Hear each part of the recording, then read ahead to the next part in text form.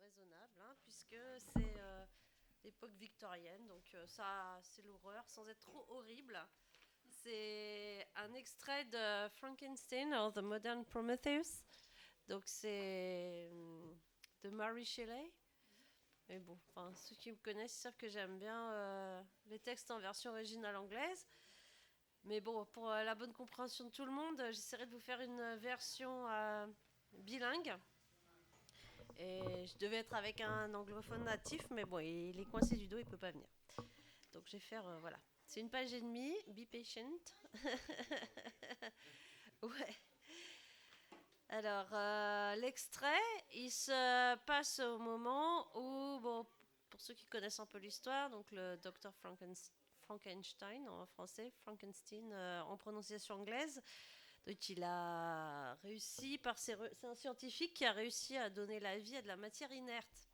Et donc il a créé une créature qui n'a pas de nom, mais en fait il a été horrifié de sa création et ne lui a pas donné d'éducation.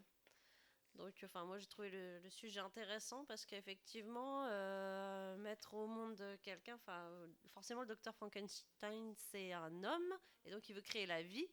Bon, les femmes, elles savent qu'il ne s'agit pas juste de donner la vie. Si tu donnes pas l'éducation et tout le service après-vente qui va derrière, donc la créature n'évolue pas correctement, hein, forcément. Et la créature revient le hanter. Et c'est au moment où cette créature le rencontre. Ils sont donc au sommet d'un glacier, la mer de glace, au pied du Mont Blanc. Donc il fait froid. Voilà, donc il fait froid et peur. Donc it was nearly noon when I arrived at the top of the ascent. Il était presque midi lorsque j'arrivais en haut de mon ascension. Donc il pense randonner dans le calme du glacier pour se calmer les esprits parce qu'ils se sont poursuivis par sa créature. Mais vrai que même là, il n'est pas en sécurité. For some time, I sat upon the rock that overlooks the sea of ice. Pour quelque temps, je m'asseyais sur le rocher qui surplombait la mer de glace. A mist covered both that and the surrounding mountains. Donc une brume recouvrait à la fois cela et les montagnes environnantes. Presently a breeze dissipated the cloud. À présent une brise a dissipé le nuage. And I descended upon the glacier. Et je descendais sur le glacier. The surface is very uneven. La surface en est très irrégulière. Rising like the waves of a troubled sea. Montant comme les vagues d'une mer troublée. Descending low, donc s'abaissant profondément. And interspersed by rifts that seem deep. Et entrecoupé de crevasses qui plongeaient profondément. The field of ice is almost a league in width. Donc le champ de glace était à peu près de 1 lieue de largeur. But I spent nearly 2 hours in crossing it. Mais cela me prit environ 2 heures pour le traverser. The opposite mountain is a bare perpendicular rock. La montagne opposée était une barre de rochers perpendiculaire désolée. From the side where I now stood, Montanvert was exactly opposite. Depuis le côté où je me trouvais, maintenant, Montanvert était exactement à l'opposé. At the distance of a league, à une distance d'1 lieu. And above it rose Mont Blanc. Et au-dessus de cela s'élevait le Mont Blanc in awful majesty, dans une majesté terrible. I remained in a recess of the rock. Je restais dans un creux du rocher, gazing on this powerful and stupendous scene. Regardant dans le vague à cette scène merveilleuse et stupéfiante. The sea, or rather the vast river of ice, wound among its dependent mountains. Donc la mer, ou plutôt cette vaste rivière de glace, se heurtait contre ces montagnes qui l'entouraient, whose aerial summits hang over its recesses, dont les sommets aériens étaient suspendus au-dessus de ces crevasses. Their icy and glittering peaks shone in the sunlight over the clouds.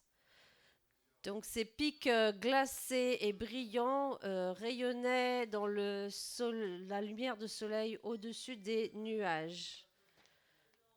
Donc pour la petite histoire, moi je viens de Grenoble et donc j'ai fait beaucoup de randonnées en montagne et c'est vrai que les mers de nuages, c'est toujours, pour ceux qui l'ont pas vu, c'est toujours une vue impressionnante. My heart, which was before sorrowful, now swelled with something like joy. Mon cœur, qui avant était plein de souffrance, maintenant s'étendait avec quelque chose qui ressemblait à de la joie. I exclaimed, wandering spirits, if needed ye wander, and do not rest in your narrow beds, allow me this faint happiness, or take me as your companion, away from the joys of life. Donc je m'exclamais, esprit errant, si effectivement vous errez, ne restez pas dans vos lits étroits, mais autorisez-moi cette petite joie, ou alors prenez-moi comme vos compagnons, emmenez-moi loin des joies de la vie. Parce que ce monsieur, le narrateur, le docteur Frankenstein, il est assez déprimé à ce moment-là, du fait qu'il est poursuivi par la créature qui tue un à un tous les êtres qu'il aime en fait. As I said this, I suddenly beheld the figure of a man at some distance. Au moment où je disais cela, je remarquai soudainement la figure d'un homme à quelque distance, advancing towards me with superhuman speed, qui avançait dans ma direction avec une vitesse surhumaine. He bounded over the crevasses in the ice, among which I had walked with caution. Il passait rapidement au-dessus des crevasses de glace à travers desquelles j'avais marché avec précaution. His stature also, as he approached, seemed to exceed that of a man. Sa stature également, alors qu'il approchait, me sembla excéder celle d'un homme. I was troubled. A mist came over my eyes, and I felt a faintness seize me. J'étais troublée, une brume recouvra mes yeux, et je sentis une faiblesse me saisir. But I was quickly restored by the cold gale of the mountains. Mais je repris rapidement mes esprits grâce au vent frais des montagnes. I perceived as the shape came nearer, oh, sight tremendous and abhorred, that it was the wretch whom I had created. Je perçus, alors que la forme s'approchait plus près, oh, vue abhorrée, ouais, c'est abhorré qu'on dit en français, que c'était le misérable que j'avais créé. I trembled with rage and horror, resolving to wait his approach and then close with him in mortal combat. Je tremblais de rage et d'horreur, résolu à attendre son approche et ensuite à l'affronter dans un combat mortel. He approached. His countenance bespoke bitter anguish combined with disdain and malignity. Il s'approcha. Sa contenance parlait de amère anguish, angoisse, ouais, c'est ça.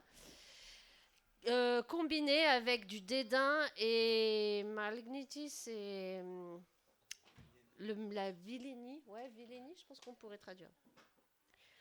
While its unearthly ugliness rendered it almost too horrible for human eyes. Alors que sa laideur, qui n'était pas de cette terre, le rendait presque trop horrible à observer pour les yeux humains. But I scarcely observed this. Rage and hatred had at first deprived me of utterance, and I recovered only to overwhelm him with words expressive of furious detestation and contempt. Mais je ne pris pas beaucoup de temps pour l'observer. La rage et la haine qui m'avaient au départ privé de toute parole, j'en suis revenue et je le recouvrais de mots qui exprimaient ma détestation furieuse et mon mépris. Devil, I claimed, do you dare approach me? Démon, m'exclamai-je, Comment oses-tu m'approcher? And do not you fear the fierce vengeance of my arm wretched on your miserable head? N'as-tu pas peur de la vengeance furieuse de mon bras sur ta tête misérable? Begone, vile insect. Sois maudit, vil insecte. Or rather stay, that I may trample you to dust. Ou plutôt reste, que je puisse t'écraser jusqu'à te rendre en poussière. And oh, that I could, with the extinction of your miserable existence, restore those victims whom you have so diabolically murdered. Et que je puisse, avec l'extinction de ta misérable existence, refaire vivre ces victimes que tu as si diaboliquement tuées, assassinées. I expected this reception, said the demon. Je m'attendais à cet accueil, dit le démon. All men hate the wretched. Tous les hommes haïssent les misérables. How then must I be hated, who am miserable beyond all living things? Jusqu'à quel point, en conséquence, je suis sans doute haï, moi qui suis misérable au-delà de toutes les autres choses vivantes. Yet you, my creator, detest and spurn me, thy creature, to whom thou art bound by ties only dissoluble by the annihilation of one of us. Donc le monstre, en fait, il parle avec difficulté. Il a dû apprendre à parler par lui-même, donc il parle avec difficulté dans cette histoire. Néanmoins, toi, mon créateur, qui me déteste et m'humilie, ta créature, à laquelle tu es lié par des liens qui sont dissolubles seulement par l'annihilation de l'un de nous. Donc, on remarque qu'il utilise un vocabulaire très soutenu parce qu'en anglais, le tutoiement, c'est un signe archaïque, donc thy, thou, thee, and, etc. C'est un signe de... C'est un pronom personnel sujet qu'on retrouve par exemple dans les textes de Shakespeare, donc Early Modern English, et donc c'est un choix de vocabulaire très, très soutenu. Hein. You purpose to kill me. Tu as comme objectif de me tuer.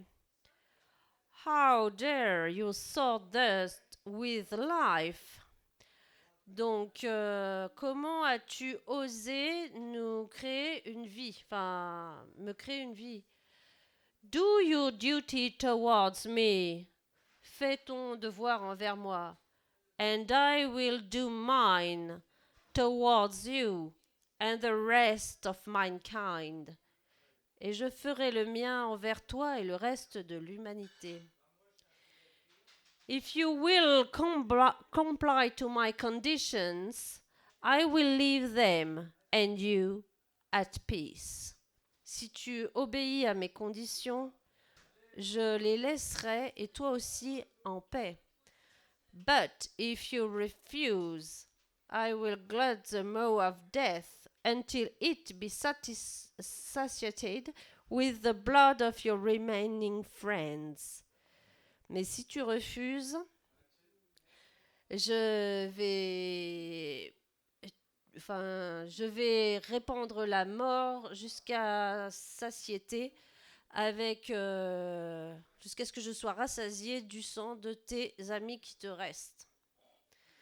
Donc, le docteur Frankenstein répond: Abhorred monster, fiend that thou art, monstre abhorré, et ennemi ou démon que tu es.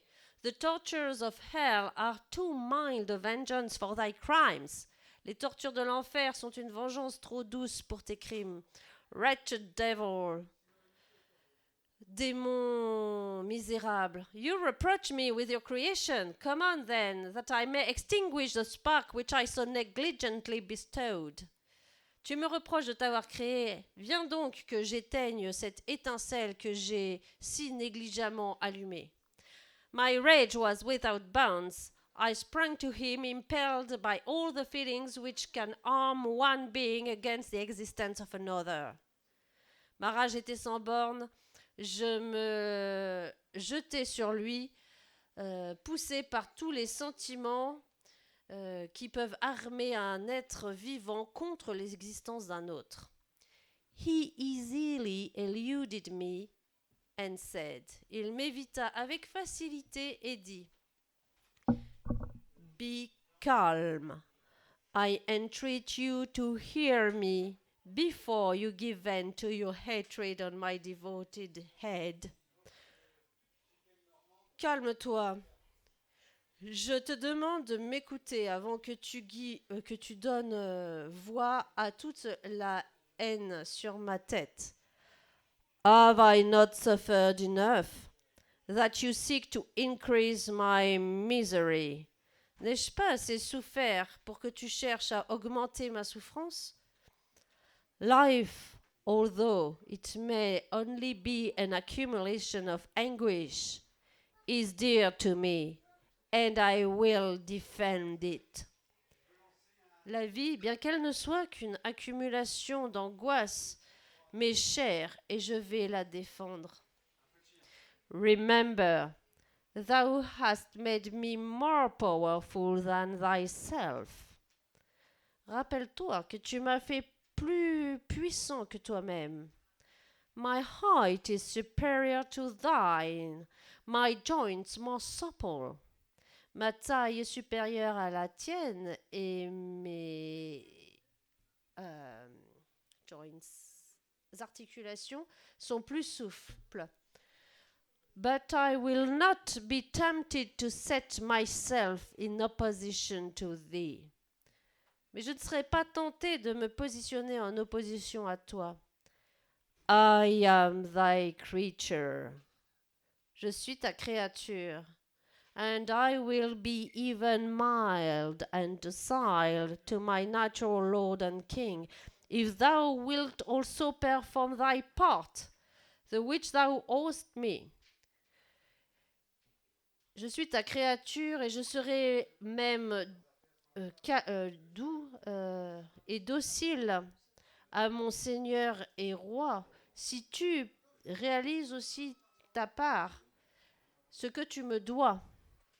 O Frankenstein, be not equitable to every other and trample upon me alone, to whom thy justice and even thy clemency and affection is due.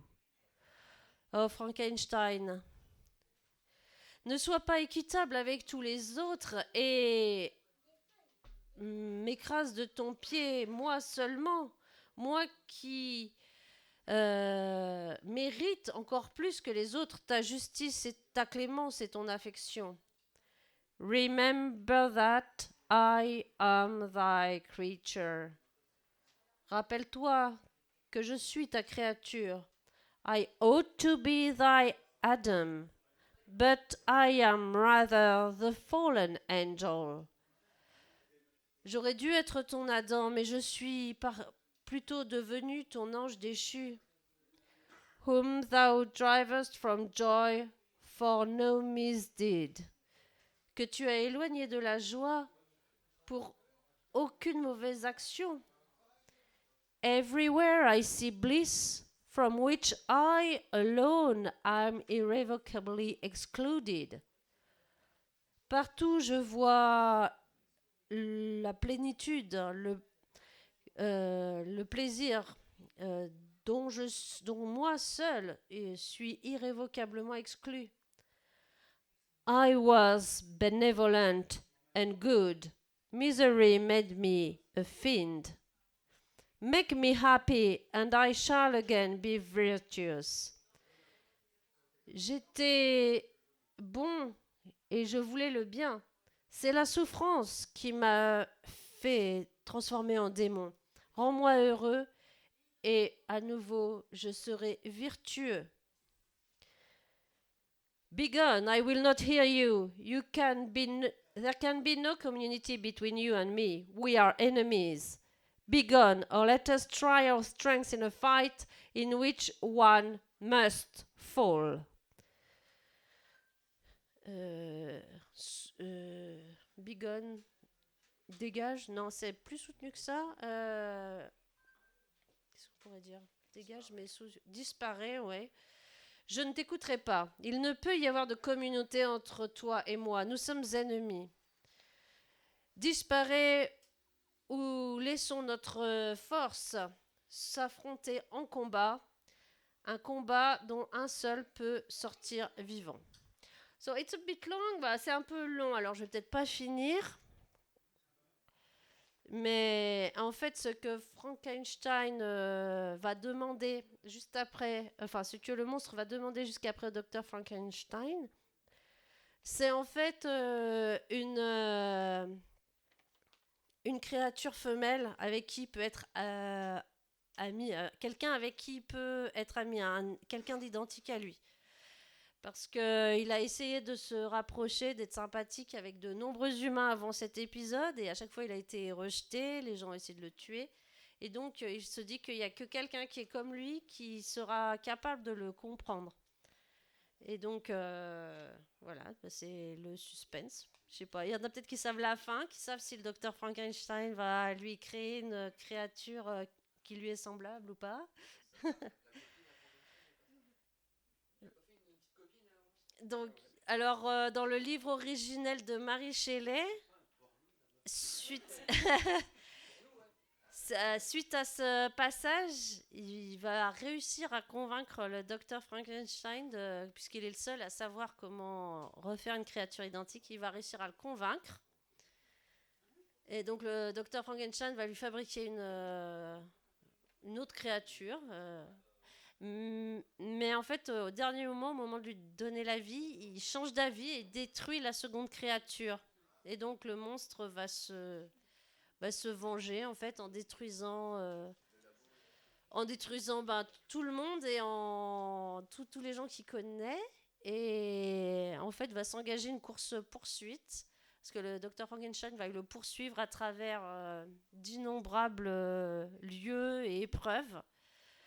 Jusqu'à ce qu'il tombe épuisé. Et là, le monstre va le brûler, enfin lui faire une cérémonie funèbre et ensuite se suicider en fait. Parce qu'il n'y avait que cette vengeance qui le tenait encore en vie en fait.